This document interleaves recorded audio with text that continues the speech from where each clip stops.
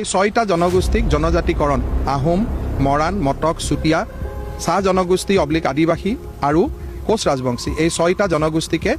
জনজাতিকৰণৰ বাবে অনুমোদন জনালে আৰু ভাৰত চৰকাৰে সংবিধান সংশোধনৰ জৰিয়তে এই ছয়টা জনগোষ্ঠীকে জনজাতিকৰণৰ ব্যৱস্থা আজি লোকসভাত তেওঁলোকে সদৰি কৰে গৃহমন্ত্ৰী ৰাজনাথ সিং ডাঙৰীয়া অসম চুক্তিৰ 6 নম্বৰ অনুচ্ছেদ